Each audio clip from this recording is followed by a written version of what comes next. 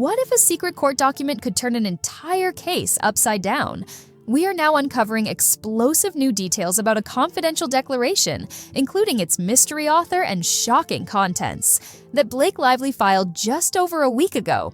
This filing was part of her demand for the court to award her treble damages and punitive damages, claiming she was the victim of a retaliatory lawsuit. Blake argues that this retaliation came after she made serious accusations against Justin Baldoni and Wayfair Studios, citing a California law, Section 47.1, which allows treble damages if someone files a lawsuit in response to credible claims of sexual assault or harassment that were made without malice. But here's the twist. Even though the judge did not use this law to dismiss Baldoni's lawsuit against her, Blake is still pressing the court to award her damages anyway.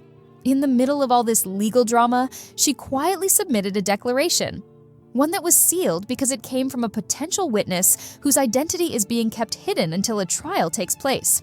This secrecy isn't unusual. Witnesses are often kept confidential, and Wayfair didn't initially object. In fact, they supported keeping the witness anonymous. But then, buried in the redacted declaration, came an allegation of verbal abuse by Justin Baldoni and a conversation involving Steve Sarowitz. And that's where things take a dramatic turn. Why is this conversation so dangerous that Wayfair is now demanding the entire recording be made public? Imagine uncovering a secret recording so controversial it could destroy someone's entire case. Wayfair has now fired back with a powerful legal move, opposing Blake Lively's request to keep the entire audio recording sealed. While they fully agree the witness identity should stay confidential, they believe this recording cannot remain hidden. Why? Because this recording allegedly includes the voice of Steve Sarowitz, a defendant in the case. And here's the bombshell. Wayfair suggests that this audio may have been illegally obtained, recorded without Sarowitz's consent. In their official filing, Wayfair states, "The materials concern an alleged recording made by the witness of a conversation with defendant Steve Sarowitz without his consent. Plaintiff seeks to seal the audio recording in its entirety, even though she selectively quoted from it in a public, unsealed brief she filed with the court." They argue that Blake Lively is cherry-picking quotes to shape a narrative while hiding the full context.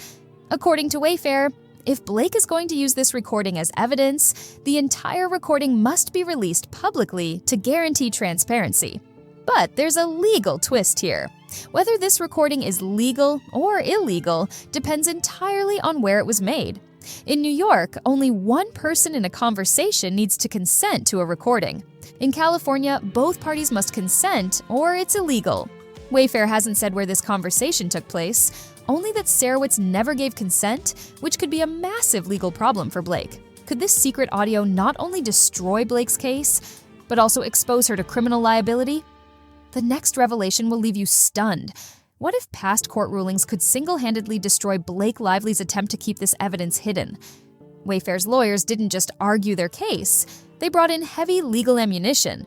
They cited multiple high-profile court rulings, emphasizing that the public has a constitutional right to access judicial documents under both common law and the First Amendment. One major case they referenced was LOM versus International Business Machines, 2022. In that case, the court ruled that materials linked to motions to dismiss must be treated as judicial documents, which means there's a strong presumption of public access. Wayfair argues this situation is identical. Blake's request to seal the recording goes directly against this precedent. Any material that could influence a judge's decision must be made public, unless there are extraordinary circumstances, such as safety threats or genuine privacy violations. Wayfair points out that ordinary concerns like embarrassment, negative press, or reputational harm simply aren't enough to justify secrecy. Blake's request, they say, fails the narrow tailoring rule, which requires that only the minimum necessary information be redacted.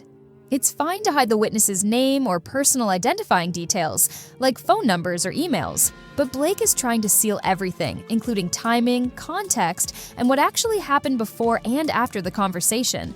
Wayfair believes this is overly broad and possibly a manipulation tactic, aimed not at protecting a witness, but at hiding the truth. And here's where the argument gets even more personal. The conversation includes Steve Sarowitz himself. Since it's his own words, Wayfair argues that he has the right to make them public, especially if Blake is using them to build her case. But why is Blake so desperate to keep the timing and context sealed? The answer could completely unravel her narrative and expose a shocking motive. Why would Blake Lively go to such extreme lengths to bury this recording? The answer may reveal the biggest twist yet.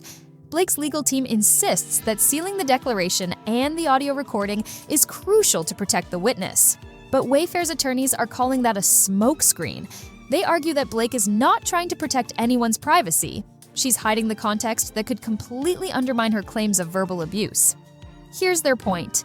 Blake herself already revealed key details in public court filings. She quoted parts of the audio and even included time markers, like minutes and seconds, something you'd only use when referencing a recording.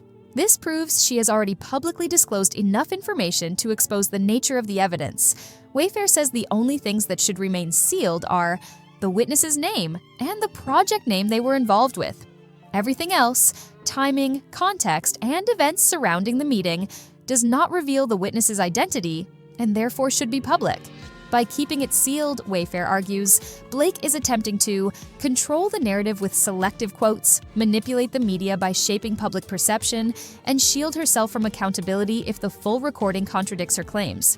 Wayfair flips Blake's argument on its head, pointing out that the only person whose privacy truly matters here is Steve Sarowitz, the one secretly recorded without consent. And Steve? He wants the recording released, not buried. The final blow comes when Wayfair highlights Blake's real motivation for sealing this evidence. They claim she's afraid of adverse publicity, but courts have repeatedly ruled that fear of bad press or reputational damage is not an extraordinary circumstance that justifies secrecy. In fact, they cite two powerful cases: Bronx Conservatory of Music vs. Quokka, 2021, and Julian vs. MetLife Insurance, where judges made it crystal clear embarrassment and negative headlines are not valid reasons to seal evidence. But what exactly is in this audio that could destroy Blake's public image? The next revelation might explain why she's fighting so desperately to keep it hidden. What if the very evidence Blake Lively is using to accuse others could actually expose her own manipulation? Wayfair believes the answer lies in the full, unedited audio recording. According to their legal team, Blake is terrified to release the complete recording because it may directly contradict the narrative she has carefully built in the media. Here's the picture Wayfair is painting. Blake filed the declaration, knowing it would generate explosive headlines about Justin Baldoni's alleged verbal abuse. By selectively quoting small portions of the recording, she framed the conversation to paint herself as the victim. The timing of the meeting, what was said before and after, and the true context might reveal something very different. Even possibly that there was no verbal abuse at all. Wayfair's attorneys suggest that the full tape could expose contradictory evidence that undermines Blake's claims, the possibility that the recording was staged or influenced by Blake, and a timeline that makes her accusations look strategically planned, not authentic. They even raise serious questions. Why was this witness recording the conversation in the first place? Were they acting under Blake's direction? Could this have been a deliberate move to gather evidence tailored to support her case? Wayfair argues that Blake is weaponizing secrecy, using selective leaks to create a one-sided media storm while keeping the full truth locked away. They point to a disturbing pattern, noting that Blake has previously taken statements out of context, even going so far as to accuse others without evidence, like claiming individuals were part of a smear campaign funded by Baldoni. This time, Wayfair refuses to let it slide. They insist that the public deserves to hear the entire audio, unedited, so everyone can see whether Blake's story holds up or falls apart. But what if the court sides with Blake and keeps the recording sealed? The decision could change the entire course of this case, and the judge's next move will shock everyone. What if the fate of this entire case depended on a single judge? A judge some believe is secretly biased? The spotlight now shifts to Judge Lyman, who has been at the center of growing controversy. Many observers following this case suspect he favors Blake Lively and Ryan Reynolds, especially after several rulings that seemed unusually favorable to Blake's side. Some even whisper about corruption, though Judge Lyman has strongly denied these accusations. This suspicion has created tension in the courtroom, with every decision he makes scrutinized under a microscope. Wayfair knows that if Judge Lyman rules against them here, it could cement the perception of bias and make it much harder for them to expose the full truth. But there's an interesting twist. Recently, Judge Lyman reversed one of his own prior rulings, showing that he can be unpredictable. Previously, he ordered certain documents to be turned over to Blake's team, but after new arguments from Wayfair's attorneys, he reconsidered and allowed them to protect privileged communications, including those involving Jed Wallace, a key figure in the case. This reversal gave Wayfair a glimmer of hope that the judge might also side with them on unsealing the audio, especially since Steve Sarowitz himself is demanding its release. After all, if it's his voice, shouldn't he have the final say about whether it stays hidden? However, there's still a cloud of uncertainty. If Judge Lyman rules in Blake's favor and keeps the recording sealed, it could shield Blake from embarrassing revelations, allow her to control the public narrative, and leave Wayfair struggling to fight back with limited evidence. The judge's decision is coming soon. But what if the recording itself reveals something far darker than anyone expects? The final twist could change everything. What if the recording Blake Lively is trying to hide doesn't just weaken her case, but completely destroys it? As the legal battle intensifies, the mystery recording remains the ticking time bomb at the center of it all. Wayfair believes this audio doesn't just contradict Blake's narrative. It could expose calculated manipulation, proving that parts of her case may have been manufactured. Here's why this matters. If the timeline of events revealed in the recording doesn't line up with Blake's story, it could shatter her credibility. If it shows the witness was coached or influenced by Blake, it raises serious ethical and legal questions about her tactics. And if the so-called verbal abuse turns out to be mischaracterized, it could flip the entire case on its head. Even more suspicious is the reason behind the recording itself. Why would someone secretly record Steve Sarowitz and then hand it over to Blake? Wayfair's team suggests this wasn't just a coincidence. It may have been orchestrated to create evidence for Blake's legal strategy. And here's the most shocking part. Wayfair isn't threatening to press charges for the potentially illegal recording. Instead, they're saying, if you recorded us without consent, then the public deserves to hear everything, unedited and in full context. It's a bold move designed to take away Blake's ability to control the narrative. This fight isn't just about one recording. It's about truth versus spin, accountability versus secrecy. The outcome will impact Blake Lively's public image, Wayfair Studios' reputation, and the credibility of the court system itself. As we wait for Judge Lyman's decision, the stakes couldn't be higher. If the recording is released, it could expose hidden truths and shake the entire case to its core. But if it stays sealed, Blake retains the power to shape the headlines, leaving the public wondering what was really said behind closed doors.